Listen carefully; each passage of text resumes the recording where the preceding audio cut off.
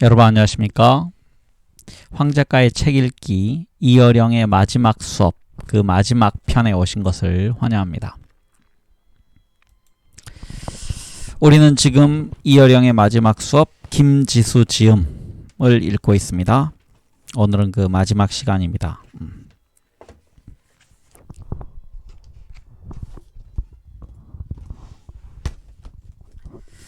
네, 15장부터 끝까지 읽도록 하겠습니다.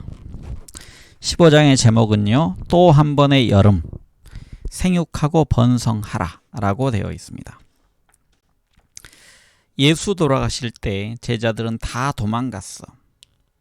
죽고 나서 돌무덤으로 가서 부활한 예수를 발견한 사람은 힘없는 여자였어. 잘난 남자들은 다 어디 가고 왜 여자였을까? 네, 맨 앞장에 이렇게 적혀 있습니다.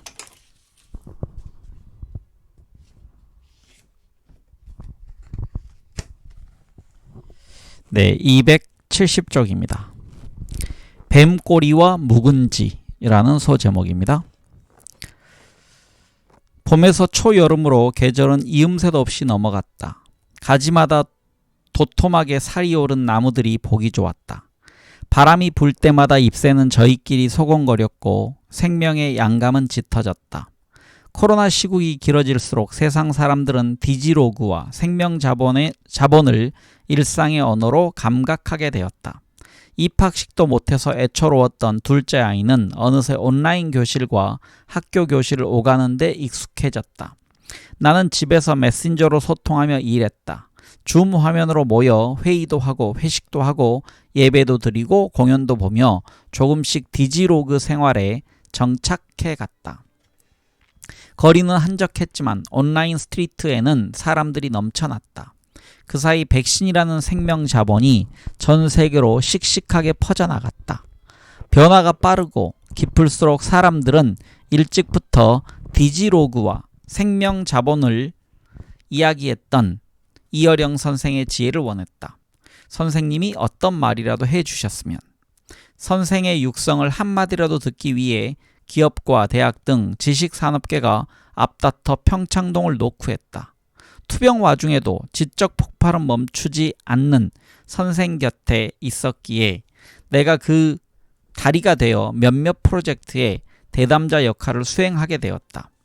엘리베이터에서 내려 문을 열자 현관 앞에 검은 신발이 즐비했다.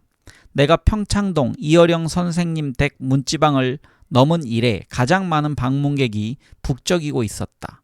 눈부신 조명과 카메라, 스크립터, 작가, 홍보 담당자가 거실에서 일사불란하게 움직이며 앵글과 동선을 체크하고 있었다.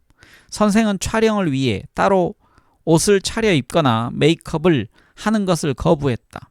그는 말끔하고 단정한 흰 셔츠를 입었고 공교롭게도 나도 흰 셔츠를 입고 왔기에 우리는 마치 오래 함께 일한 팀처럼 죽이 맞아 보였다. 촬영팀은 우리가 카메라 렌즈 안에서 천사처럼 보인다며 좋아했다. 그렇다. 죽음이라는 마지막 프로젝트를 열정적으로 함께하는 천사팀. 그는 여전히 세상 돌아가는 일에 관심이 많았다. 침대 위에서 태블릿 PC를 켜고 유튜브와 댓글, 여러 신문사의 뉴스를 샅샅이 살폈다. 시대의 흐름에 맞춰 생명 자본과 디지로그, 리더십과 인터페이스에 대한 이야기를 통합적으로 풀어놓고 싶어 했다. 상기된 목소리로 스승이 입을 열었다. 나는 항상 언어로 시대를 얘기해왔네. 언어를 파고들면 다 그 안에 있어. 그런데 아쉽게도 디지털, 아날로그라는 말도 그 계통을 제대로 이해해서 쓴 사람이 없다네. 흔히들 온라인, 오프라인 개념으로 쓰고 있는데요. 이번 기회에 정확히 설명해 주겠네. 여기 뱀 한 마리가 있다고 치세. 어디서부터 꼬리인가? 글쎄요. 한 10cm 정도 끝부분이 꼬리인가요? 아니야. 뱀은 전체가 꼬리야. 연속체지. 그게 아날로그일세. 아하. 뱀이 아날로그라면 디지털은 뭐죠? 디지털은 도마뱀이야. 도마뱀은 꼬리를 끊고 도망가. 정확히 꼬리에 경계가 있어. 셀 수 있게 분할이 되어 있으면 그게 디지털이야. 아날로그는 연속된 흐름, 파장이야. 반면 디지털은 계량화된 수치, 입자라네. 이 우주는 디지털과 아날로그, 즉 입자와 파장으로 구성되어 있어. 더 쉽게 얘기해 볼까? 산동네 위에 집이라도 올라가는 방법이 다 다르지. 언덕으로 올라가면 동선이 쭉 이어져서 흐르니 그건 아날로그야. 계단으로 올라가면 정확한 계단의 숫자가 나오니 그건 디지털이네. 만약 언덕과 계단이 동시에 있으면 그게 디지로그야. 언제나 그렇듯 선생은 놀라운 비유로 단번에 무자르드 개념을 설명해낸다. 더불어 디지로그 시대에 최적화된 사람들이 한국인이라고 첨언했다. 누이 좋고 매부 좋고라는 말이 있지? 뽕도 따고 님대 보고. 이거 제일 잘하는 사람들이 한국인이야. 이거냐 저거냐가 아니라 이것도 하고 저것도 하는 거지. 외국인들은 디지털이면 디지털, 아날로그면 아날로그, 경계가 뚜렷해. 그런 이원론으로 과학과 합리주의를 만들고 매뉴얼과 원칙을 만들어 세계를 리드했지. 하지만 한국인은 정량적인 것과 정상적인 것, 원칙과 직관을 융합해버려. 그래서 조직도 오거나이즈가 잘 되는 시스템보다 비상시에 만드는 임시 조직이 더 잘 굴러가. 한국 사람이 위기에 강하다고 하는데 위기에 강한 게 아니라 예측할 수 없는 상황에 강한 거라네. 한국인들은 미리 계산하고 계획하고 자로 잰 듯 원칙에 맞게 행동하지 않고 흐르듯이 상황에 맞춰 직관적으로 반응한다는 거지요? 그렇지. 우리말에 버려두라는 말이 있지? 버리는 것과 두는 것이 다시 읽겠습니다. 버리는 것과 두는 것의 중간이야. 그런데 버려두면 김치가 묵은지 되고 누룽지가 숭늉되잖아. 버리지 말고 버려두면 부풀고 발효가 되고 생명의 흐름대로 순리에 맞게 생명 자본으로 가게 된다네. 그게 살아있는 것들의 힘이야. 버리는 건 쓸모없다고 부정하는 거잖아. 버려두는 건 그 흐름대로 그냥 두는 거야. 코로나까지도 버려두면 백신이 되는 거야. 재생이 되는 거라고. 그게 생명이 자본이 되는 원리야. 디지털과 아날로그가 공존하는 힘이지.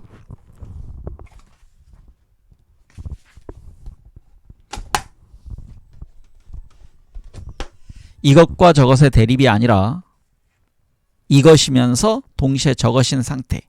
함께 이때 거리를 두고 경쟁하면서 협력하는 그 경계의 힘, 그 사이에서 나온 막춤의 리듬이 디지로그이고 바이러스의 발효가 생명 자본이라고 했다.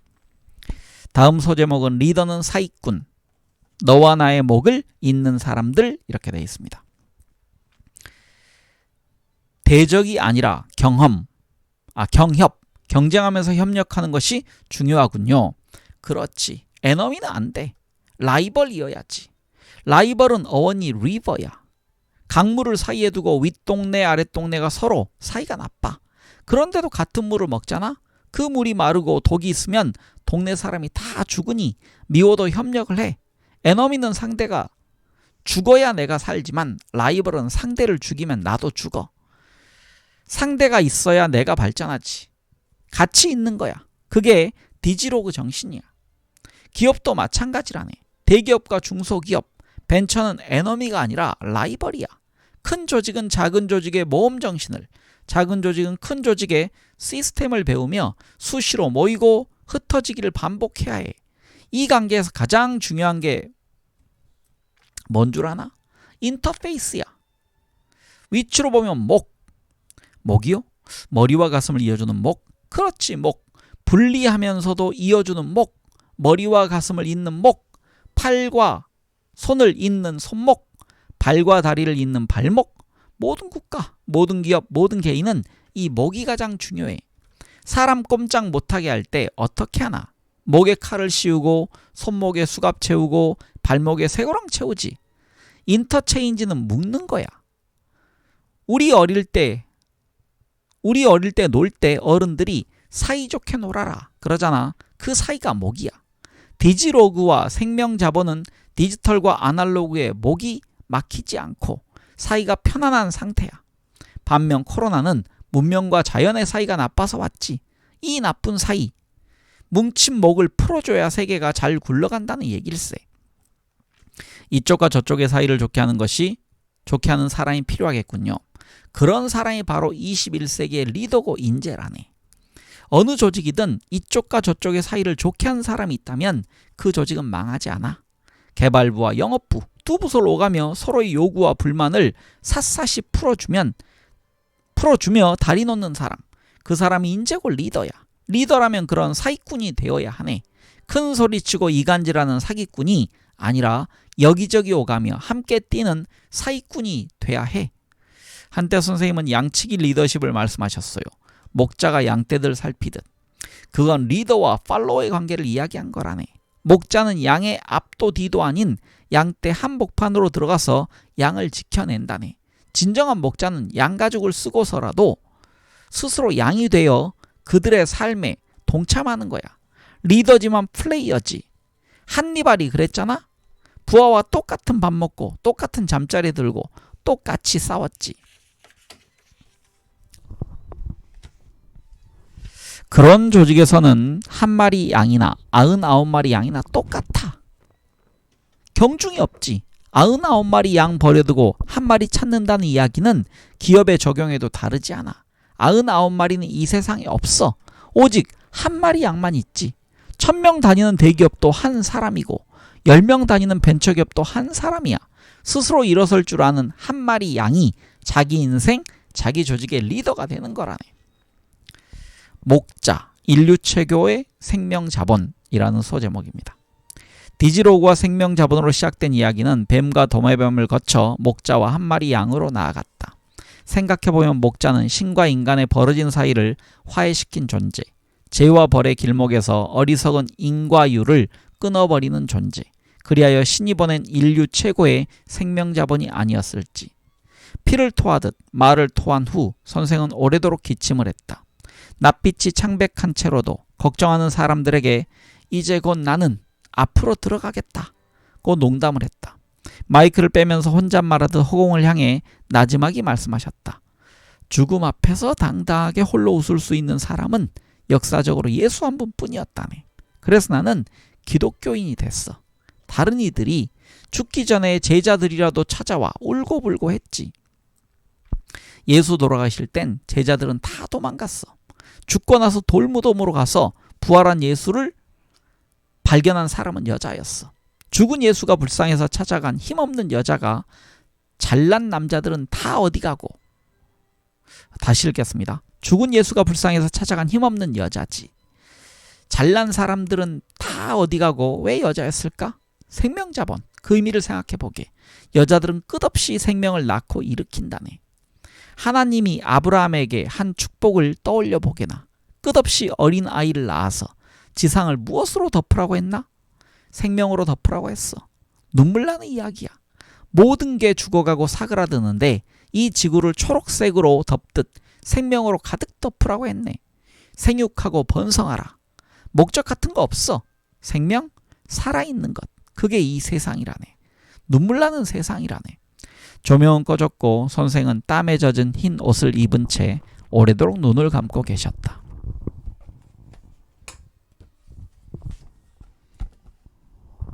네, 이제 16장입니다. 작별 인사.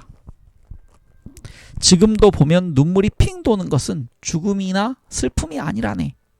그때 그 말을 못한 거야. 네, 280쪽입니다.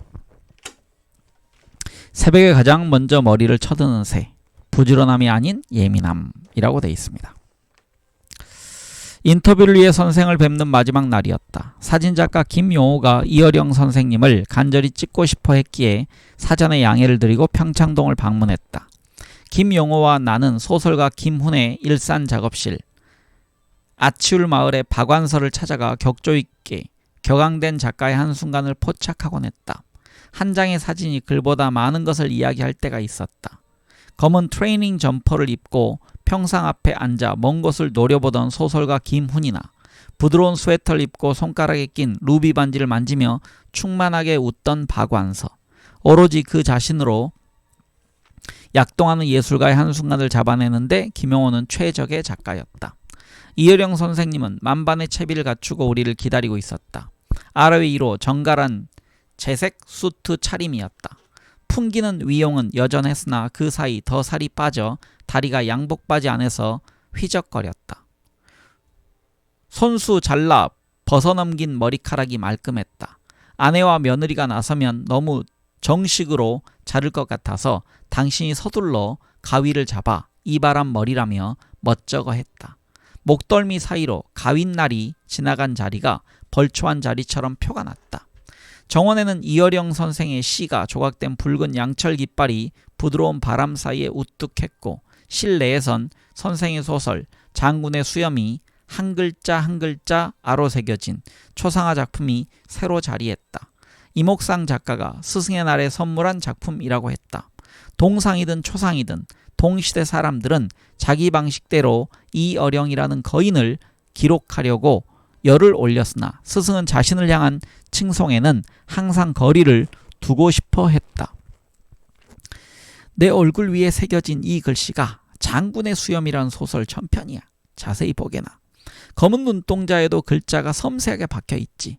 중편 소설이라 내가 쓰기도 힘들었는데 이목상이 그 소설 전부를 내 초상화 위에 그려넣었어. 엄청난 정성이 들어간 작품이지. 나름 푸르렀고 어른의 미소는 더욱 온유했다. 선생은 오늘따라 더 자주 미소를 보였고 나는 그 웃음이 방문객을 향한 수줍은 환대라는 걸 알고 있다. 그는 사진가가 찍은 예술가들의 포트레이트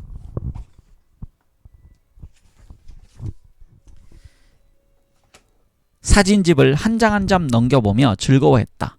박완서, 백남준, 박소버, 이매방, 황병기 한 장 한 장 흑백 사진을 넘기는 손가락에 한껏 흥이 올랐다. 각 사람에 얽힌 추억이 소환되자 눈자 위에 환한 전등이 켜진 것 같았다. 그런데 선생님은 사진 찍는 걸 즐겨하지 않으시잖아요. 잘 안 찍어. 찍는 사람마다 날더러 웃으라고 하잖아. 내가 치약 광고 나왔나? 왜 웃어? 하하. 샤르트르 까미 사진을 보게 그들이 웃는 사진이 있던가? 아니요. 왜 다들 그렇게 심각한 표정일까요? 웃는 사진에는 소리가 들려. 카메라 너머에서 치이지하는 소리. 그게 자기 얼굴인가? 남의 얼굴이지.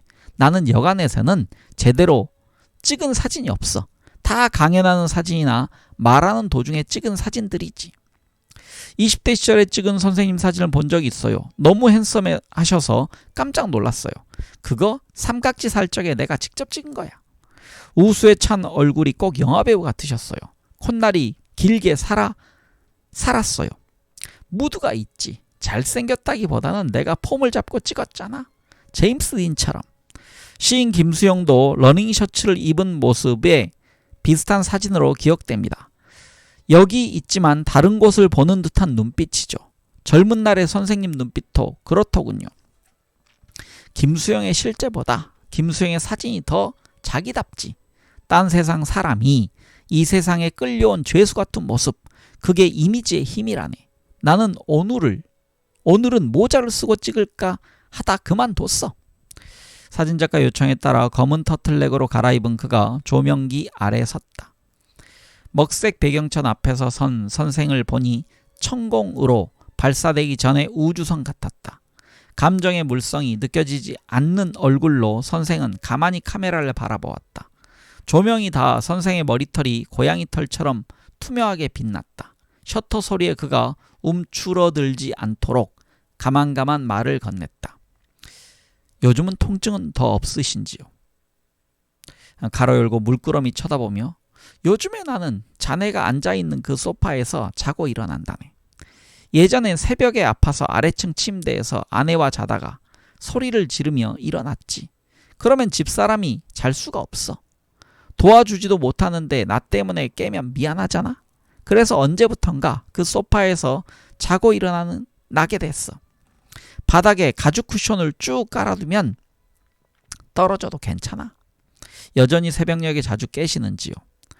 요즘엔 좀 괜찮네. 그런데 예전에 비명을 지르며 일어나면 새벽 4시 44분을 지날 때가 많았어.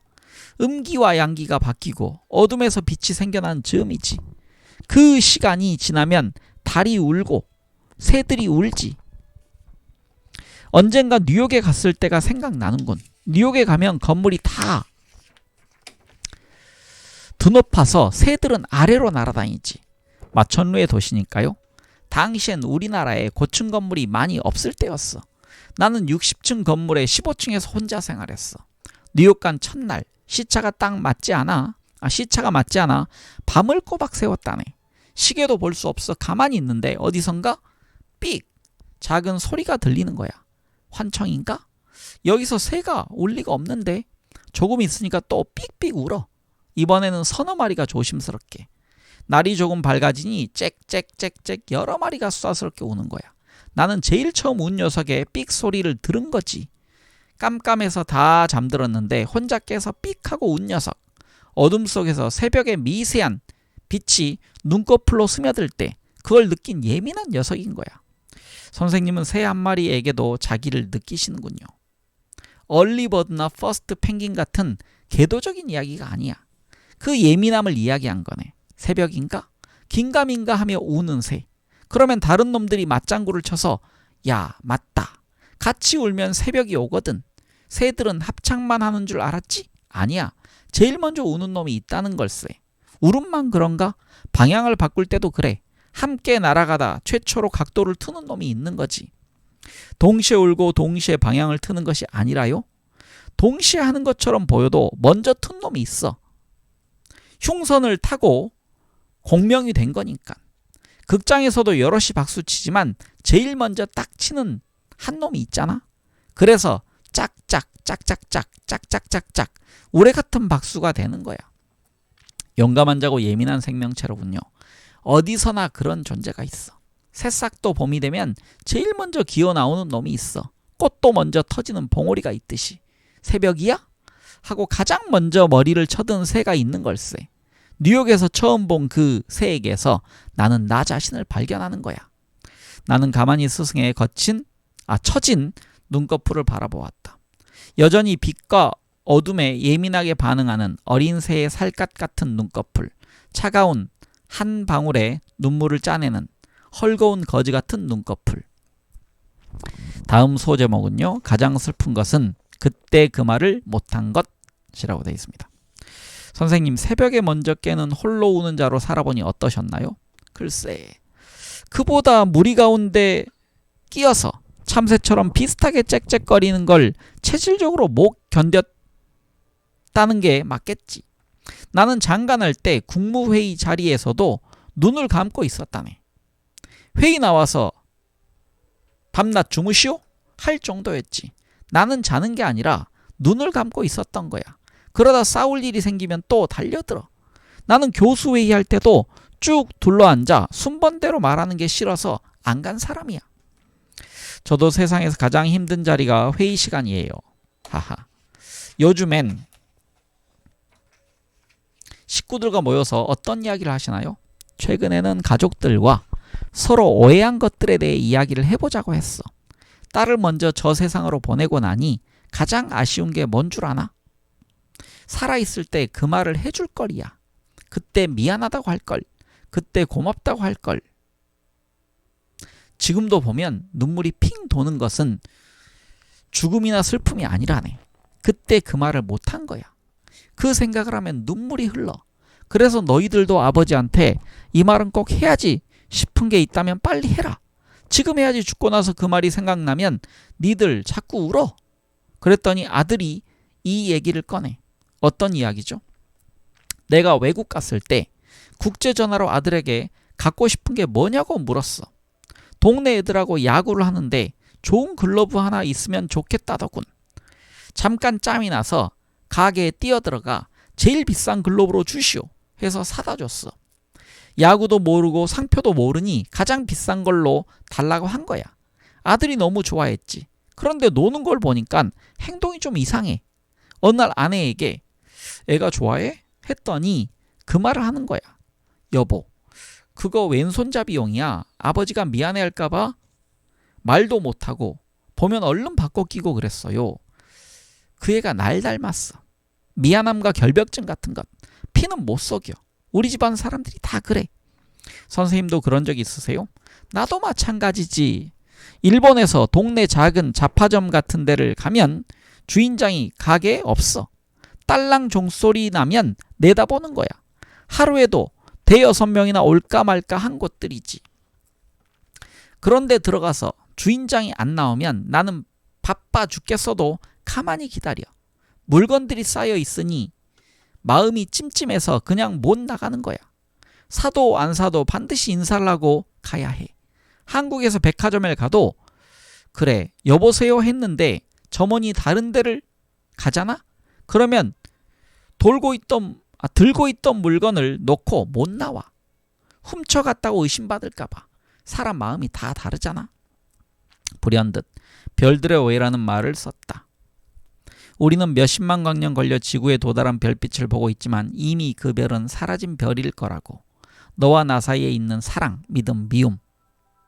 그 마음을 내가 느꼈을 법한 순간에 이미 내 마음은, 즉 너의 마음은 그보다 먼데 가버리고 없는지도 모른다고. 너와 나라는 별은 이미 마음이 지나간 길, 식어버린 빛 그림자를 바라보고 있을지도 모른다고. 문득 그가 지구에서 사라지고 나면 아버지를 잃고 그와 같은 기분이 들 것만 같았다. 그가 나의 육친은 아니지만 이어령이라는 스승을 만나기 위해 내가 평생 기자로 살고 작가가 되어 온 것이 아닌가 하는 생각이 들었다. 내가 용기를 내서 감상적인 고백을 하는 순간에도 그는 매정하게 훌쩍 몸을 뺐다. 자네가 내게 그런 감정을 느낀다면 그건 내가 경험한 문명에 지정하기 특별하기 때문이라네. 저는 선생님을 바라보는데 선생님은 또 문명을 바라보시는군요.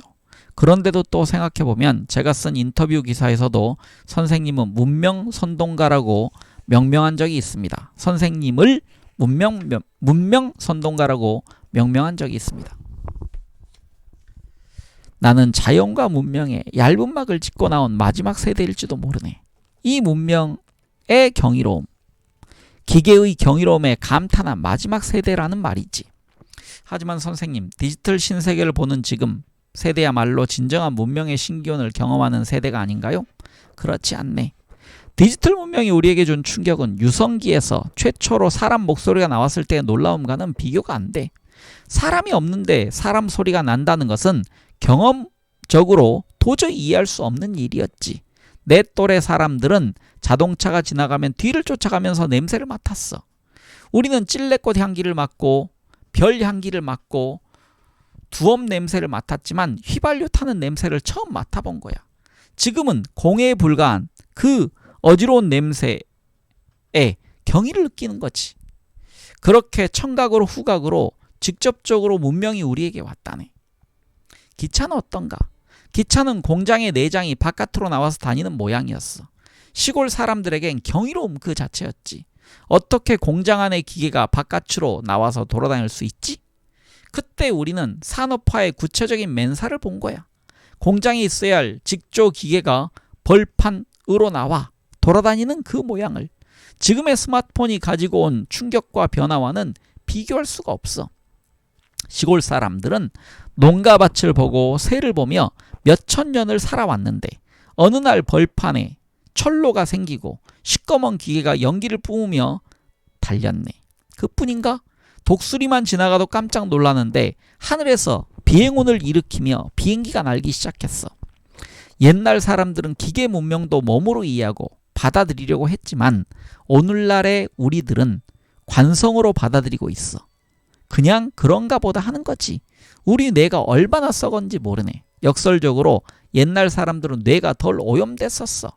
제 머리로 이해가 안 되는 건 못 받아들였지. 그러니까 선생님의 뇌는 자연의 뇌와 문명의 뇌 사이에 얇은 막에서 태동했군요. 그 얇은 막을 짚고 나왔지. 인간의 뇌는 고생대의 뇌와 신생대의 뇌가 있어. 고생대는 변화를 싫어하네. 바깥으로 안 나가고 고향을 안 떠나려고 해. 선생님, 신생대 신피질 뇌는 반대야. 새로운 것을 좋아하지. 모든 사람의 뇌에는 엑셀러레이터와 브레이크가 동시에 탑재돼 있어. 변화하지 않으려는 보수적인 고생대의 머리와 끝없이 새 것을 찾고 학습하는 신생대 신피질의 뇌. 우리 인간은 먼저 새 것을 찾고 학습했던 소수자에 의해 나아가고 있네. 소수자가 경험하고 만든 문명의 다수가 그저 올라탄 거야. 선생과 나 사이의 대화를 들으면 다시 읽겠습니다. 선생과 나 사이의 대화를 들으며 가만가만 셔터를 누르던 사진작가가 찍었던 사진을 정리해서 선생님 무릎 위에 놓아드렸다. 어떻게 순간순간 내 마음을 찍었냐고 스승은 감탄했다. 진짜 내 모습은 코만 남았네. 늙어서 눈은 다 죽고 코만 살았어. 그래도 손이 마음에 들어. 손이 꼭 날개 같구만. 피사체로 수백 번을 더 찍혀왔지만 이렇게 정식으로 폼 잡고 제대로 사진을 찍은 적은 흔치 않다고 흡족한 미소를 지었다. 네, 다음 소제목은 마지막 선물입니다. 선생님, 말해보게. 혹시 보고 싶은 사람이 있으세요? 오늘이 우리의 마지막 만남이라서요. 보고 싶은 사람들이야 많았지. 특히 홀로 타국에 떨어져 있을 때의 그리움이야말로 무엇하겠나. 분명하게 기억하고 싶은 건 왜 보고 싶어 했을까. 그 순간의 진실한 감정이라네. 간절히 그리워하다가도 화상전화나 줌 같은 것으로 보면 그 절실함과 반가움이 비례하진 않아. 왜 그렇게 보고 싶어 했겠나. 그 순간 볼 수 없기 때문이지. 식구 중에서도 딸, 손녀, 손자가 그립다 해도 예전보다 감정이 많이 무뎌졌어. 못 견디게 보고 싶던 사람들인데 무뎌지더라고. 그리움도 무뎌진다고요? 그렇다네. 분노도 그리움도 마찬가지야. 그렇게 못 견딜 것 같고 격한 감정이 오래가면 어떻게 살겠나. 격한 감정은 몇 초 지나면 사라져. 사랑하는 사람이 죽어도 그 슬픔은 아주 가끔 쓰나미처럼 밀려온다네. 슬픔의 감정, 절망의 감정, 분노의 감정이 오래가면 인간이 다 자살하고 말 걸세. 별똥별이 훅 하고 떨어지듯 그리움도 슬픔도 그렇게 찰나를 지나가 버려. 하지만 왜 그렇게 보고 싶어 했을까? 이런 감정은 오래 남는다네. 이건 비밀인데 말이지. 그가 한껏 목소리를 낮췄다. 비밀이요? 지금껏 살아온 중에 제일 감각이 느리고 정서가 느린 게 지금이라네. 그게 진실이야. 죽음을 앞둔 늙은이가 절실한 시를 쓸 것 같지만 그렇지가 않아. 하나님이 잘 만드셨어. 내가 지금 20대 30대 감각으로 죽음을 겪고 있다면 지금처럼 못 살아. 내 몸은 이미 불꽃이 타고 남은 재와 같다네. 그럼 자신을 바라보는 느낌도 무덤덤하신가요? 아니야. 신께 감사하지. 인간이 생생하게 고통받을 것을 염려하여 감각조차 무디게 만드셨으니. 먼저 떠난 어머니와 따님을 만나면 나누고 싶은 말이 있으신지요? 소아마비에 걸리면 다리는 더 이상 자라지 않아. 나는 소아마비에 걸린 아이처럼 어머니를 여윈 열 몇 살에 그 감정이 멈춰버렸네. 지금도 어머니를 꿈에서 만나면 그냥 말없이 울어버리지. 보고 싶은 사람을 만나면 할 이야기가 없어. 후회되는 일은 있으신지요? 1시간 강연만 하고 나와도 밤에 자다가 악소리를 낸 사람이 나야. 가지 말아야 할 자리에 갔구나. 바보 같은 소리를 했구나.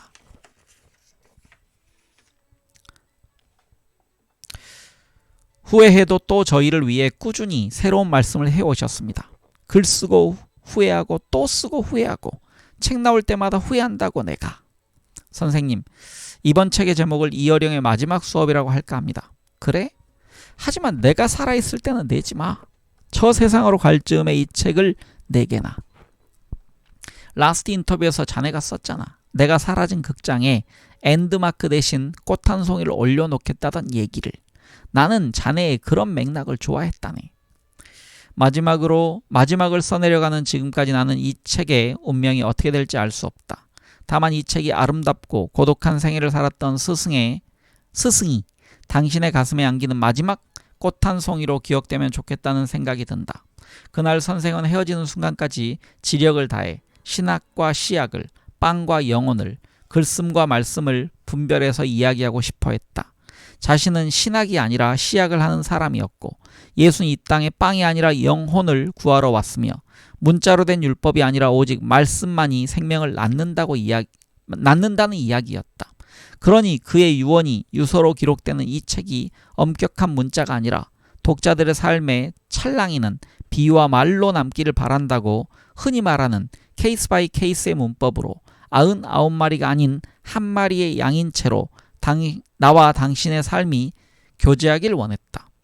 유머의 달인답게 내게 의미심장한 농담도 던졌다. 김지수 작가, 그 얘기 하나?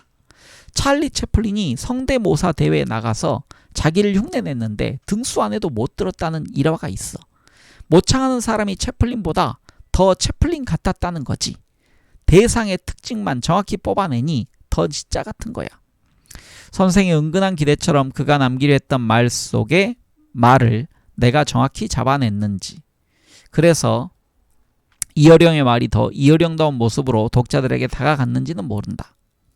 소크라테스를 기록하려던 플라톤이 되겠다는 야심 대신 그저 겸허하게 스승의 마지막 시간을 담으려고 노력했다. 헤어지기 전 우리는 다정하게 어깨를 붙이고 기념 촬영을 했다.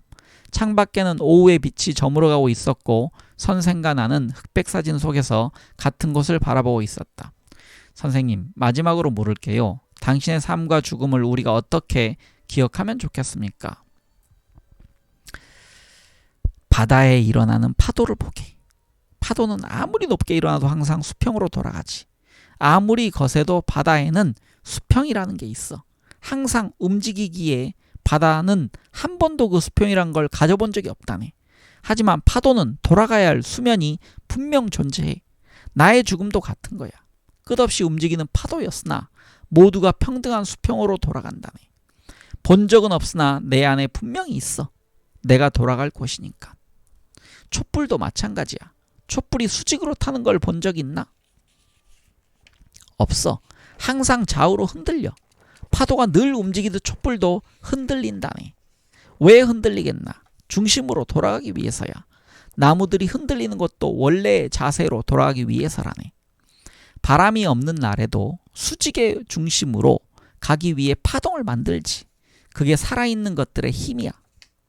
당신의 인생은 촛불과 파도 사이에 있었군요. 정오의 분수가 왜 슬픈지 알겠습니다. 촛불은 끝없이 위로 불타오르고 파도는 솟았다가도 끝없이 하락하지. 하나는 올라가려고 하고 하나는 침잠하려고 한다네. 인간은 우주선을 만들어서 높이 오르려고도 하고 심해의 바닥으로 내려가려고도 하지. 그러나 살아서는 그곳에 닿을 수 없네. 촛불과 파도 앞에 서면 항상 삶과 죽음을 기억하게나. 수직의 중심점이 생이고 수평의 중심점이 죽음이라는 것을. 네, 이제 에필로그로 들어가겠습니다.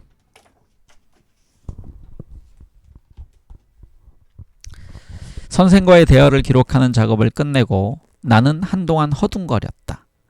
넘치는 지혜의 꿀물을 들이키다가 흥분해서 종종 사례가 들렸고 불현듯 덮쳐오는 공허감에 새벽에 깨어 오래 앉아 있었다. 그럴 땐 선생의 씁쓸한 목소리가 귓가에 메아리 쳤다. 인간은 지혜를 아는 죽는 자야. 그래서 슬픈 거라네. 나는 마치 그 유명한 애착놀이 포르트 다에 빠져 있다가 어느 순간 실타래를 놓치고 울상이 된 어린아이 같았다. 스승 있다, 스승 없다. 없다의 데시벨이 높아지면 머릿속이 고장난 기계처럼 삐걱거렸다. 그러던 어느 날 선생님의 전화가 걸려왔다. 천국에서 걸려온 벨소리 같았다. 스승이라는 실타래가 다시 내 앞에 나타났다. 눈 감기 전에 꼭 보고 싶은 사람이 있다네. 가슴이 두방망이질을 쳤다. 수학이 넘어 목소리에 윤기가 돌았다. 오래전에 숙명여대 신입생을 위한 강연을 하고 내려오던 길이었다고 했다. 여학생 한 명이 발을 동동 구르며 주차장에서 그를 기다리고 있었다. 추위에 얼굴이 파래져 가지고 나한테 꼭 할 말이 있다는 거야. 눈물이 그렁그렁해서 그러더군. 선생님, 돌아가시면 안 돼요. 생뚱맞은 말에 나는 몹시 당황했네. 그래서 그만 차갑게 툭 던지고 말았지.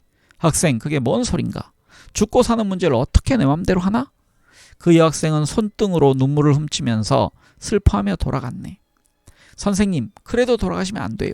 하면서 얼마 전에 그날의 일들이 떠올랐어. 그 아이는 아마 내 책을 읽고 나를 좋아하게 됐겠지. 그런데 한 존재에 깊이 의지하면 이 사람이 이 세계에서 사라지면 어쩌나. 더럽 겁이 나거든. 어렸을 때 엄마와 애착이 심해지면 치맛자락 붙잡고 그러잖아. 엄마, 놔두고 죽으면 안 돼. 그때 어머니가 뭐라고 그래? 엄마 안 죽어. 너 두고 절대 안 죽어. 그러면 마음이 풀리고 안심이 되지. 아무리 어린애라도 죽는다는 걸 왜 몰라? 그런데 엄마가 너 두고 절대 안 죽는다. 그러면 그 순간 우리에게 죽음이란 없는 거야. 우리가 죽음을 이기는 거라네. 선생님은 오래전에 20살이었던 그 여학생을 다시 만나 이야기해주고 싶다고 했다. 그때 그렇게 매정하게 떠나는 게 아니었다고. 30분 넘게 추위에 덜덜 떨며 당신을 기다리던 그 아이에게 이 말을 했어야 했다고. 걱정하지 마. 나 절대로 안 죽어. 스승은 다시 읽겠습니다. 스승은 환희에 차서 말을 이었다. 어머니가 내게 해줬던 것처럼 걱정 마. 나 절대로 안 죽는다. 그러면 그 아이는 얼었던 두 손을 부비며 너무 기뻐하겠지? 그 순간 주차장의 자동차들은 빵빠르처럼 경적을 울릴 거야. 죽음을 이긴 승리의 트럼펫이 울리는 거야. 그러면 그 춥고 멋없는 콘크리트 차고는 초원으로 변하고 꽃들이 사방에서 피어나겠지. 만개한 꽃을 바라보듯 그가 웃으며 독백처럼 말을 마쳤을 때 내 뒷밤 위로 눈물이 흘러내렸다. 책상 앞 통유리 너머로 6월의 장미 꽃 몇 송이가 바람에 산들거렸다. 마지막까지 스승이었던 분. 내가 영화 감독이라면 엔드마크 대신 장미꽃 한 송이를 올려놓겠다던 그의 말이 그렇게 실현되었다. 나 절대로 안 죽어. 네, 이 마지막 부분은요. 제 기억으로는 아마 조선일보에 실렸던 인터뷰 같습니다. 라스트 인터뷰. 죽음을 기다리며 나는 탄생의 신비를 배웠네 라는 부분이 부록처럼 붙어 있습니다. 이 부분을 읽겠습니다. 라스트 인터뷰. 죽음을 기다리며 나는 탄생의 신비를 배웠네. 이번 만남이 아마 내 마지막 인터뷰가 될 거예요. 이어령 선생이 비 내리는 창밖을 응시하며 담담하게 말했다. 지난주에 보기로 했던 약속이 컨디션이 안 좋아 일주일 연기된 터. 안색이 좋아 보이신다고 하자 삐에로는 겉으로는 웃고 속으로는 운다 라며 쓸쓸하게 웃었다.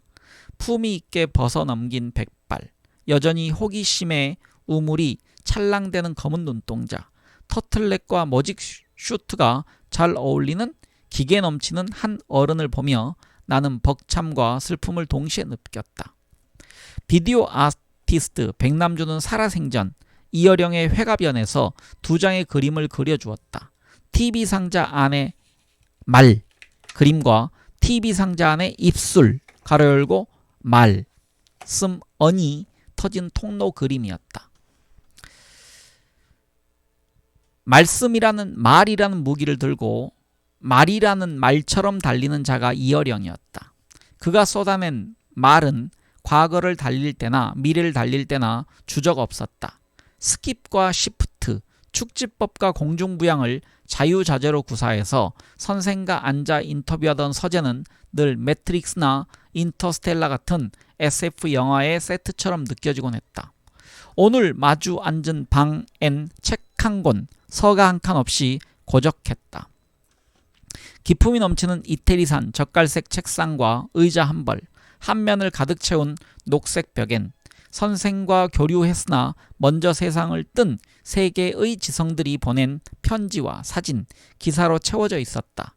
루이제 린저, 이오네스코, 누보 리얼리즘의 창시자 알랭 로브그리에, 노벨 문학상 작가 프랑수와 모리악 등등. 선생은 한 명 한 명 짚어가며 그들과의 인연을 즐겁게 회상했다. 한국의 지성의 큰 산맥이었던 이어령, 22살의 문단 원로들의 권위의식에 비수를 꽂고 선전포고문 우상의 파괴로 유명인사가 된 이후 65년간 때로는 번뜩이는 광야의 언어로 때로는 천둥같은 인식의 스파크로 시야의 조망을 터주었던 언어의 거인, 벼랑 끝에서도 늘 우물 찾는 기쁨을 목격하게 해준 우리 시대의 어른. 10수년 전 이미 디지로그 괄호 열고 디지털 플러스 아날로그라는 아름다운 미래 문명을 선창한 분임에도 당신이 제일 잘한 일은 문화부 장관 시절 노견을 갓길로 바꾼 것이라고 했다. 오늘 선생 앞에 앉아있으니 갑자기 아득하여 88년 88 올림픽 개막식에서 그가 연출했던 잠실벌의 굴렁쇠 소년이 생각났다. 햇빛 내리쬐는 광장에 쓰였던 한 줄 정적의 시. 가을비가 대지를 적시는 오늘 나는 그에게서 죽음이라는 한 편의 시를 듣게 될 터였다. 그는 항암 치료를 마다한 채로 마지막 기력을 다해 책을 쓰고 강연하고 죽음까지 기록할 한 편의 다큐멘터리를 찍고 있었다. 머지않아 탄생이라는 책이 나오는데 이 인터뷰로 가까운 이들에게 그동안 함께 해줘서 고마웠다라는 인사를 전하고 싶다고. 사진 촬영을 할 땐 싱킹맨은 웃지 않는다 라고 겁을 주더니 인터뷰 내내 쫄지마 라고 한박 웃음을 터뜨렸다. 죽음이 이토록 아름다운 것인 줄 오늘 처음 알았다. 건강해 보이십니다. 나 같은 환자들은 하루에도 듣는 코멘트가 여러 가지야. 수척해 보여요. 건강해지셨네. 시시각각 변하거든. 알고 보면 가까운 사람도 사실 남에겐 관심이 없어요. 하하. 왜 머리 깎고 수염 기르면 사람들이 놀랄 것 같지? 웬걸? 몰라요. 남은 내 생각만큼 나를 생각하지 않아. 그런데도 남이 어떻게 볼까? 그 기준으로 자기 가치를 연기하고 사니 험한 거지. 하하. 남겨진 생의 시간이 유한하여 나는 선생께서 하는 말은 무엇이든 듣고 싶었다. 토시 하나 한숨 한 자락이라도 놓치기 싫어 예전처럼 자유롭게 대하자라고 부탁드렸다. 혼자 기다리며 녹색벽에서 선생께서 젊은 시절에 신문에 쓰신 모리악의 기침소리를 보았습니다. 내가 프랑스에서 모리악 선생을 만나고 쓴 거지. 거기엔 없지만 실존 철학자 가브리엘 마르쉘과의 추억도 있어요. 그때 그분이 여든이 좀 넘었을 때야. 생각해보면 지금 나보다 젊었을 때였는데 아파트 계단을 못 올라가셨어요. 내가 등에 업히라고 했더니 화를 내요. 나는 시체가 아니라고. 서양 문화는 부축은 받아도 업히는 건 수치로 여겨요. 한국은 다르지. 상호성이야. 이 요석에 메밀꽃 필 무렵을 봐도 처음 만난 아들과 아버지가 업고 업혀서 냇물을 건너잖아. 사위가 장모를 업고 사장이 사원을 업어줘요. 다들 어릴 적 엄마 등에 업힌 기억이 있거든. 업어준다는 건 존재의 무게를 다 받아준다는 건데 서양인에겐 익숙하지 않은 경험이군요. 그들은 아이를 요람해서 키우니까 태어나자마자 존재를 분리하지요. 땅에 놓으면 쥐들이 공격해서 아이들을 천장에 매달아 두기도 했어요. 우리나라는 무조건 포대기로 쏴서 둘러엎잖아. 어미 등에 붙어 커서 우리나라 사람들이 천성이 착해요. 서양은 분리가 트라우마가 돼서 독립적인 만큼 공격적이거든. 한국의 전통 육아는 얼마나 슬기로워요. 오줌똥도 쉬쉬 끙아 하면서 어린애 말로 다 유도를 했거든. 요즘 탄생에 관한 이야기를 쓰신다고 들었습니다. 지난번에 뵐 때 마지막 파는 우물은 죽음이라고 하셨는데요. 죽음을 앞두고 죽는 얘기를 써야잖아? 나는 반대를 써요. 왜냐? 죽음은 체험할 수가 없으니까. 사형수도 예외가 없어요. 죽음 근처까지만 가지 죽음을 모르니 말한 사람이 없어요. 임사체험도 살아 돌아온 얘기죠. 살아있으면 죽음이 아니거든. 가령 이런 거예요. 어느 날 물고기가 물었어. 엄마, 바다라고 하는 건 뭐야? 글쎄, 바다가 있기는 한 모양인데 그걸 본 물고기들은 모두 사라졌다는구나. 물고기가 바다를 나오면 죽어요. 그 순간 자기가 살던 바다를 보지요. 내가 사는 바다를 볼 수 있는 상태, 그게 죽음이에요. 글이 조금 글씨 크기가 잘못되어 있어서요. 이게 이어령 선생님 말씀을 이어가시는 겁니다. 하지만 죽음이 무엇인가를 전해줄 수는 없는 거라. 그래서 나는 다른 데서 힌트를 찾았어요. 어디서 힌트를 찾으셨나요? 죽을 때 뭐라고 해요? 돌아가신다고 하죠. 그 말이 기가 막혀요.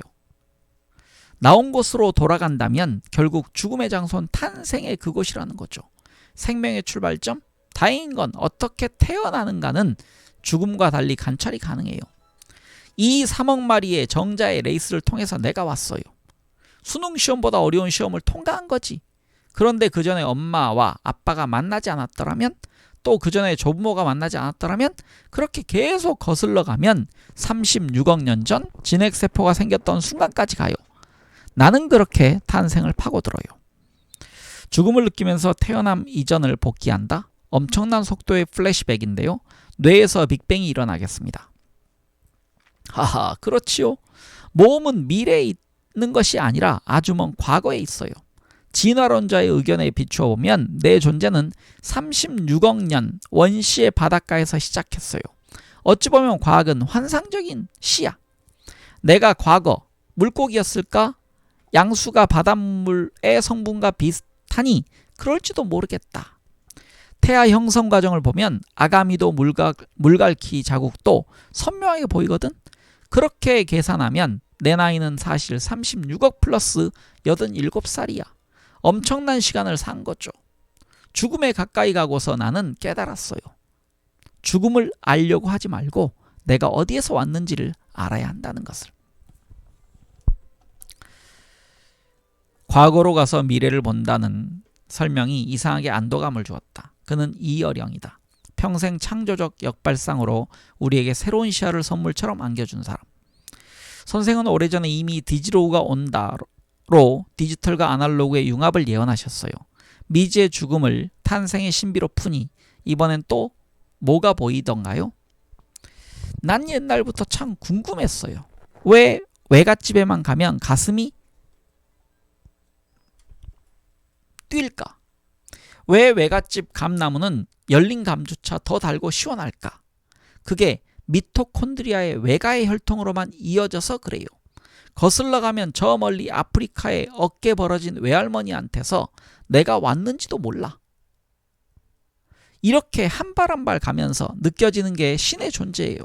최초의 빅뱅은 천지창조였구나.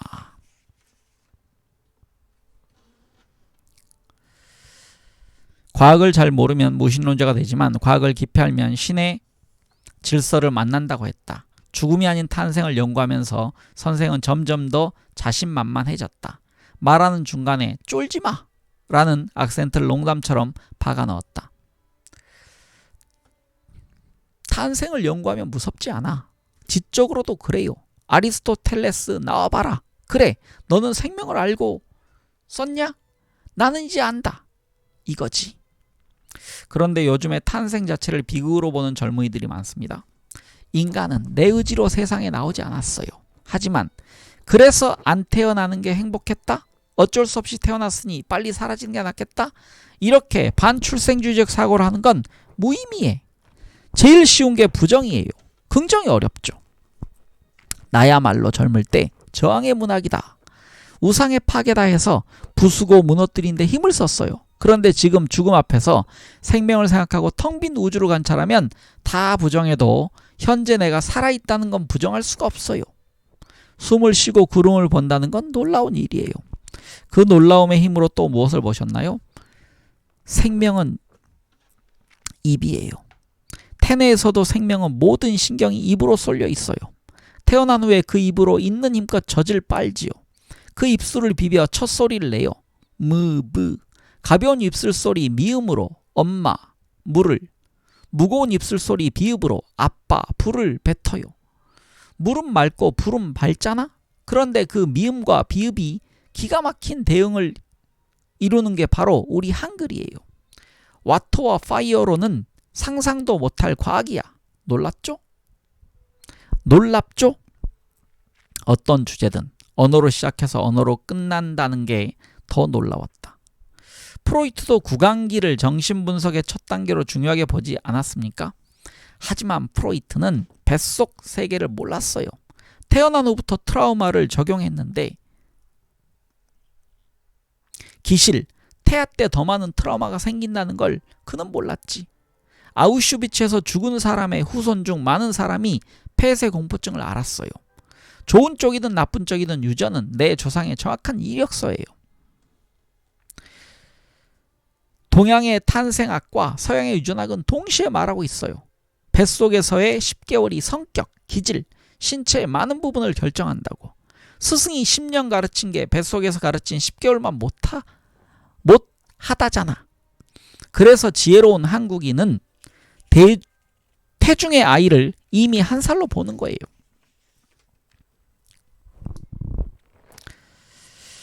그 사실을 프로이트가 칸트가 헤겔이 알았겠느냐고 말하며 호탕하게 웃었다. 가슴뼈가 커지는 화통한 웃음에 공기 틈이 시원하게 벌어졌다. 그러니까 쫄지 마. 알고 보면 프로이트는 돌팔이였어요. 우상의 추락이라는 책에도 있잖아. 다만 인간의 에고를 구조적으로 봤다는데 의의를 두는 거죠. 인격은 다층적이라 의학뿐만 아니라 인문학의 상상력으로도 봐야 해요. 철학자 김영석 선생은 인격의 핵심은 성실성이라고 했지요. 선생은 인격의 핵심을 뭐라고 보십니까? 하하, 핵심은 인격과 신격은 다르다는 거예요. 하나님을 흉내내기보다는 악마에게 영혼을 팔려고 했던 괴테가 그 인간다움으로 구제를 받았어요. 나는 유다가 베드로보다 예수님을 더 잘 이해했을 거라고 봐요. 자살로 생을 마감하면서 유다는 교회가 아니라 피에 발을 남겼어요. 죄송합니다. 피에 밭을 남겼어요. 그런데 인간의 인격은 유다에 가까워서 더욱 신격을 욕망해요. 그래서 고통스럽죠. 내 마음의 빅뱅을 그 누가 알겠어요? 한 소녀가 이 남자와 헤어질까요? 라고 물으면 아인슈타인이 뭐라고 할까? 그는 물리적 상대성 이론의 대가지만 열길 물속은 알아도 한길 사람 속은 몰라요. 각자의 마음은 두뇌는 지구에서 하나예요. 기술로 찍어낸 벽돌이 아니거든? 내 몸의 지문도 마음의 지문도 세상에 하나뿐이지. 하나님의 유일한 도장이야. 내 마음의 지문에는 신의 지문이 남아있어요. 요즘 들어 신에 대해 더 많은 말씀을 하십니다. 신이 아니라 인간에 대해 말하고 있습니다. 우리는 신에 대해 말할 지식도 자격도 없는 자들이지요. 하나님의 눈으로 보면 베드로나 유다나 똑같아. 베드로도 유다처럼 닭이 울기 전 3번 예수님을 부정했잖아. 오래 관찰하면 다 알아요. 신은 생명을 평등하게 만들었어요. 능력과 환경이 같아서 평등한 게 아니야. 다 다르고 유일하다는 게 평등이지요. 햇빛만 받아 울창한 나무도 그늘 속에서 야윈 나무든 다시 읽겠습니다. 햇빛만 받아 울창한 나무든 그늘 속에서 야윈 나무든 다 제 몫의 임무가 있는 유일한 생명이에요. 그 유니크함이 놀라운 평등이지요. 또 하나, 살아있는 것은 공평하게 다 죽잖아. 왠지 선생의 유니크함은 탄생부터 남달랐을 것 같습니다. 내 유니크함의 80%는 어머니가 주셨어요. 내가 돌상에서 돌잡이로 책을 잡은 걸 어머니는 두고두고 기뻐하셨어. 그때는 쌀이나 돈을 잡아야 좋아했는데 어머니는 달랐죠. 우리 애는 돌상에서 책을 잡고 붓을 잡았다고 내내 자랑을 하셨어요. 내가 알아 누워도 어머니는 머리맡에서 책을 읽어주셨어요. 그런 어머니 밑에서 자라서 나는 책을 읽고 상상력을 키우는 인간이 됐어요. 언어적 상상력은 어린 시절에 길러진 것이지요. 그랬어요. 형님이 놓고 간 책, 대학생이 보던 한자 투성이 세계문학 전집을 읽었어요. 모르는 단어가 나오면 상상으로 단어를 익혔어. 사전도 없었죠. 내 언어 조직의 세포가 그때 활성화된 거라. 눈이 내릴 때 루바스카를 입었다는 문장을 만나면 전후 문맥으로 그 겉옷을 상상해 보는 거야. 동화만 읽었으면 어림도 없었겠죠. 라틴어 고전도 그렇게 읽었어요. 나는 지금도 외국 여행을 가면 대실망이야. 어릴 때 소설을 읽으며 파리, 런던, 러시아를 다 상상으로 여행했어요. 내가 실제 만난 에펠탑은 내가 언어로 상상한 것보다 훨씬 작고 초라했지. 어릴 때 어려운 책을 읽으면 상상의 언어 능력이 발화돼요. 지금도 나는 모든 문제를 어원으로 접근해요. 어원은 화석과 같아서 그 자신, 고고학자처럼 언어라는 화석 조각을 찾아 거대한 공룡을 그린다고 했다. 모든 게 어린 시절 독서의 힘이었다고. 글도 그렇지만 평생 말을 하면서 살아오셨어요. 지성에 막힘이 없고 재미까지 있는 이야기꾼으로 사랑받으셨습니다. 선생의 뇌구조가 궁금합니다. 질문이 어떤 방식으로 입력되고 흘러나오는지요. 아하, 나는 좌뇌 우뇌를 다 써요. 나의 최전선은 말이고 생의 의미야. 말이 나오면 언어의 전선이 형성되거든. 그 말에 관심을 갖고 검색을 하다 보면 수억 개의 정보 중에서 의미 있는 것들을 고를 수 있어요. 그런데 내가 존경하는 시인 이상은 좀 달랐어요. 이 사람은 수학적 언어를 짰어. 수학적 머리와 문학적 머리가 다 트였던 사람이야. 그래도 쫄지 마. 이상은 일찍 죽었잖아. 신기합니다. 어떤 천재는 단명하고 어떤 천재는 장수하는 걸까요? 오래 살면 생각이 계속 달라져요. 내가 존경하는 이들은 다 일찍 죽었지. 이상도, 랭보도, 예수도. 단명한 이들의 공통점은 번뜩인다는 것. 둔한 게 없어요. 면도날로 소를 잡았지. 소를 잡으려면 도끼를 써야 하는데 이상은 날카로운 면도날로 단번에 그었어요. 반면 괴테는 80까지 살았어요. 도끼날 같았지. 도끼로 우주를 찍어내린 사람이었어요. 형태학, 광산학까지 했잖아. 천재는 악마적 요소가 있어요. 파우스트를 봐요. 파우스트는 신학을 했던 성스러운 사람이었어요. 사색적인 그가 한계에 부딪혀 자살하려다 악마에게 영혼을 팔지만 결국 신은 그를 구원해요. 나는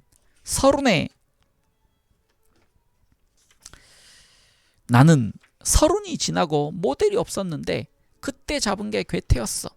괴테는 바이마르의 재상을 지냈죠? 그런데 나도 문화부 장관을 했잖아. 바이마르 인구보다 한국 인구가 더 많으니 나는 괴테한테 쫄지 않아요. 선생이 한 말씀 다시 읽겠습니다. 선생이 한 말, 쓴 글, 해오신 일은 그 영역이 너무 방대해서 입이 벌어질 때가 많습니다. 괴테도 유니버설맨이었어요. 동과 서를 알았고 성과 속을 알았고 인공지능인 호몬클루스까지 써서 미래의 정황을 보여줬죠. 레오나르도 다빈치도 그랬죠. 코끼리의 전체를 보려면 그들처럼 제너럴리스트가 돼야 해요. 코만 만지고 코끼리를 봤다고 하면 엉터리야. 그렇게 인간과 학문의 전체를 보려고 했던 르네상스맨이 다빈치와 괴테였어요. 그런데 제너럴리스트들은 종종 욕을 먹어. 전공이 뭐냐는 거죠. 전공의 구분이 없으셨지요. 언어기호학자이면서 언론인, 비평가이면서 소설가, 시인, 행정가, 크리에이터로 살아오셨어요. 최종적으로 자신의 정체성을 우물 파는 자라고 하셨습니다. 단지 물을 얻기 위해 우물을 파지는 않았어요. 미지에 대한 목마름, 도전이었어요. 여기를 파면 물이 나올까 안 나올까 호기심이 강했지. 우물을 파고 마시는 순간 다른 우물을 찾아 떠났어요. 두레박의 갈증이지요. 한 자리에서 소금 기둥이 되지 않으려고 했어요. 이제 그 마지막 우물인 죽음에 도달한 것이고. 죽음의 상태에 관한 공부도 하셨습니까? 했지요. 인간에게서 퇴한 날개가 있어. 무슨 말인지요?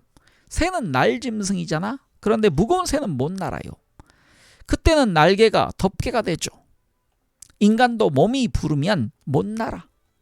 늙고 병들면 머리가 빠지고 이빨이 빠지고 어깨에 힘이 빠져요. 비극이지. 그런데 마이너스 셈법으로 몸이 가벼워지면 날아요. 고통을 통과해서 맑고 가벼워진 영혼은 위로 떠요. 덩컨 맥두얼이라는 학자가 실험했어요. 죽은 후 위로 떠오르는 영혼의 무게를 쟀더니 21g이었죠. 그러니 죽어갈수록 더 보태지 말고 불순물은 빼야 해요. 21g의 무게로 훨훨 날아야지요. 평생 어떤 꿈을 꾸셨습니까? 동양에선 덧없는 것을 꿈이라고 하고 서양은 판타지를 꿈이라 하죠. 나는 평생 빨리 깨고 싶은 악몽을 꿨어요. 작은 배를 타고 바다에 빠져 외길을 걷는 꿈. 어릴 때 복도에서 신발 잃고 울던 꿈. 맨발로 갈 수 없던 공포. 뛰려면 발은 안 떨어지고 도망가 보면 아무도 없는 험한 산길이었지요. 자기 삶의 어두운 면이 비치는 게 꿈이에요. 깨면 식은땀을 흘리고 다행이다 했어요. 현실에서 눈 뜨고 꾸는 내 꿈은 오직 하나였어요. 문학적 상상력, 미지를 향한 호기심. 요즘엔 어떤 꿈을 꾸십니까? 빅뱅처럼 모든 게 폭발하는 그런 꿈을 꿔요. 너무 눈이 부셔서 볼 수 없는 어둠 혹은 터널 끝에 보이는 점 같은 빛. 그러나 역시 8알은 악몽이에요. 죽음이 내 곁에 누워있다 간 느낌? 시계로 보면 4시 44분 44초일 때도 있어요. 동트기 전에 밤도 아니고 새벽도 아닌 시간이죠. 이 시간이 여간 괴로운 게 아니에요. 섬뜩한 것은 죽음이 아니라 혼자라는 거였어요. 누구도 그 길에 동행하지 못하니까요. 다행히 그때 또 새롭게 깨달아지는 것이 있어요. 젊은 날 인식이 팽팽할 땐 몰랐던 것. 뒤늦게 깨달은 생의 진실은 무엇인가요? 모든 게 선물이라는 거죠. 마이 라이프는 기프트였어요. 내 집도 내 자녀도 내 책도 내 지성도 분명히 내 것인 줄 알았는데 다 기프트였어. 어린 시절 아버지에게 처음 받았던 가방, 알코올 냄새가 나던 말랑말랑한 지우개처럼, 내가 울면 다가와서 등을 두드려주던 어른들처럼, 내가 벌어서 내 돈으로 산 것은 아니었어요. 우주에서 선물로 받은 이 생명처럼 내가 내 힘으로 이루었다고 생각한 게 다 선물이더라고. 87년간 행복한 선물을 참 많이 받으셨죠? 그랬죠. 산소도 바다도 별도 꽃도 공짜로 받아 큰 부를 누렸지요. 요즘엔 생일 케이크가 왜 그리 예뻐 보이는지 몰라. 그걸 사가는 사람은 다 아름답게 보여. 초 10개 주세요. 좋은 걸로 주세요. 그 순간이 얼마나 고귀해. 내가 말하는 생명 자본도 어려운 게 아니에요. 자기가 먹을 빵을 생일 케이크로 바꿔주는 거죠. 생일 케이크가 그렇잖아. 내가 사주면 또 남이 사주거든. 그게 기프트지. 그러려면 공감이 중요해요. 공의가 아니라 공감이 먼저예요. 공의보다 공감이라는 말이 크게 다가옵니다. 우리는 마르크스의 상품 경제 시대에서 멀리 왔어요. AI 시대엔 생산량이 이미 오버야. 물질이 자본이던 시대는 물 건너갔어요. 공감이 가장 큰 자본이지요. BTS를 보러 왜 서양인들이 텐트 치고 노숙을 하겠어요? 아름다운 소리를 쫓아온 거죠. 그게 물건 장사한 건가? 마음 장사한 거예요. 돈으로 살 수 없는 삶의 즐거움, 공감이 사람을 불러 모은 거지요. 젊은이들에게 전하고픈 말이 있는지요? 딱 한 가지야. 덮어놓고 살지 마세요. 그리스 사람들은 진실의 반대가 허위가 아니라 망각이라고 했어요. 요즘 거짓말하는 사람들은 과거를 잊어서 그래요. 자기가 한 일을 망각의 포장으로 덮으니 어리석어요. 부디 덮어놓고 살지 마세요. 지금의 한국 사회는 어떻게 흘러갈까요? 미래를 낙관할 수 있습니까? 지금은 밀물의 시대에서 썰물의 시대로 가고 있어요. 이 시대가 좋든 싫든 한국인은 지금 대단히 자유롭고 풍요하게 살고 있지요. 만조라고 할까요? 그런데 역사는 썰물과 밀물을 반복해요. 세계는 지금 전부 썰물 때지만 썰물이라고 절망해서 안 됩니다. 갯벌이 생기니까요. 썰물 후에 갯벌이 생긴다는 말이 파도처럼 가슴을 적셨다. 두려울 것이 무엇일까? 이어령 선생은 7년 전 이남 일녀중 맏딸 이민아 목사를 암으로 먼저 보냈다. 미국에서 검사 생활했던 딸은 목사 안수를 받았고 위암 발병 이후 수술하지 않고 시한부를 택해 열정적으로 쓰고 강연하면서 생애 마지막 시간을 보냈다. 요즘 따님 생각을 더 많이 하시겠습니다. 암 선고 받은 후 항암 치료를 받지 않고 더 생산적으로 시간 쓰는 까닭도 따님과 관련이 있는지요. 우습지만 성경에는 나중난자가 먼저 된다는 말이 있어요. 내 딸이 그랬어요. 그 애는 죽음 앞에서 두려워 벌벌 떨지 않았어요. 지금 나가면 3개월, 치료받으면 6개월 선고를 듣고도 태어나니까 도리어 의사가 놀라서 김이 빠졌어요. 미나가 4살 때였어요. 아내가 둘째나 내가 아이를 데리고 대천해수욕장 앞 해변 바라크 건물에 묵은 적이 있어요. 아이를 재우고 다른 천마에 가서 문학 청년들과 신나게 떠들었지. 그때 미나가 자다 깨서 컴컴한 바다에 나가 울면서 아빠를 찾은 거야. 어린애가 겁에 질려서 생각하면 지금도 마음이 아파요. 우리 애는 기억도 안 난다지만 그랬던 아이가 혼자 미국에 가서 무척 고생을 했어요. 그 어렵다는 법대를 졸업하고 외롭게 애 키울 때 그날 그 바닷가에서처럼 아버지 하고 목이 쉬도록 올 때 그때 나의 대역을 누군가 해줬어요. 그분이 하나님이야. 내가 못해준 걸 신이 해줬으니 내가 갚아야겠다. 이혼하고도 편지 한 장 안 썼던 쿨한 애가 아빠가 예수님 믿는 게 소원이라면 내가 믿어볼만 하겠다. 그렇게 시작했어요. 딸이 실명의 위기에서 눈을 떴을 때 내 눈도 함께 밝아진 거지. 딸이 아버지를 따라가야 하는데 아버지가 딸의 뒤를 쫓고 있어요. 하하. 원래 신의 은총을 느낍니까? 언제 신의 은총을 느낍니까? 아프다가도 아주 건강하게 느껴지는 아침이 있어요. 내 딸도 그랬죠. 아빠, 나 다 나았어요 라고. 우리 애는 죽기 전에 정말 충만한 시간을 보냈어요. 1년간 한국에서 내 곁에서 가장 오래 머물렀죠. 암에 걸리고 큰 선물을 받았어요. 죽음에 맞서지 않고 행복하게 시간을 썼어요. 망막 수술도 성공해서 밝은 세상도 봤지요. 내가 보내준 발렌타인데이 꽃다발을 보며 환호성을 지르고 호텔 방에서 아빠, 밤 풍경이 너무 아름다워라며 전화가 왔어요. 육체가 소멸하기 마지막까지 복음을 전했고 기도드리고 쓰러져서 5-6시간 있다가 운명했어요. 어떤 환자라도 그런 순간이 와요. 촛불이 꺼질 때 한번 환하게 타오르듯이. 신은 전능하지만 병을 완치해주거나 죽음으로부터 도망치게 해주진 않아요. 다만 하나님도 인간이 너무 고통스러워하면 가엾게 여겨 잠시 그 자비로운 손으로 만져줄 때가 있어요. 배 아플 때 어머니 손은 약손이라고 만져주면 반짝 낫는 것 같잖아? 그리고 이따금 차가운 눈물 한 방울을 떨어뜨리지요. 그때 나는 신께 기도해요. 어떤 기도를 하십니까?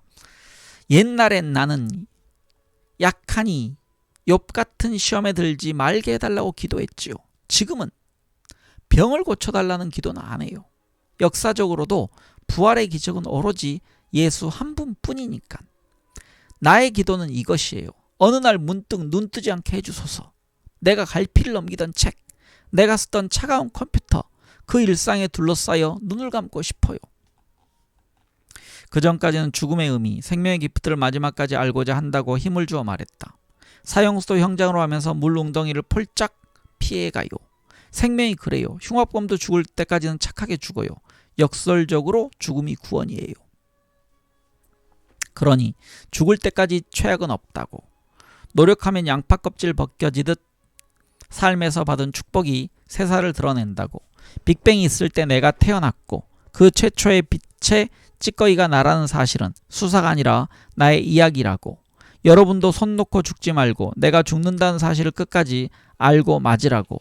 종교가 있든 없든 죽음의 과정에서 신의 기프트를 알고 죽는 사람과 모르고 죽는 사람은 천지 차이예요. 말 한마디 목구멍에서 빛을 길어 올려 토해내는 것 같았다. 녹색 칠판 앞에 앉아 선생이 마지막으로 판 우물들을 거저 받아 마시자니 감사가 샘처럼 벅차올라 울고 싶은 기분이 들었다. 저는 나이 들면 과거를 반복해서 사는 것이라 여겼습니다. 지성도 다르지 않다고 생각했지요. 그런데 선생의 말씀을 들으면 바로 지금 이 순간이 지혜의 전성기라는 생각이 듭니다. 창을 열면 차가워진 산소가 내 폐 속 깊숙이 들어와요. 이 한 호흡 속에 얼마나 큰 은총이 있는지 나는 느낍니다. 지성의 종착점은 영성이에요. 지성은 자기가 한 것이지만 영성은 오로지 받았다는 깨달음이에요. 죽음의 형상이 검은 옷을 입은 저승사자로 올지 온갖 튜브를 휘감은 침상의 환자로 올지 나는 몰라요. 내가 느끼는 죽음은 마른 대지를 적시는 소낙비나 조용히 떨어지는 단풍잎이에요. 때가 되었구나. 겨울이 오고 있구나.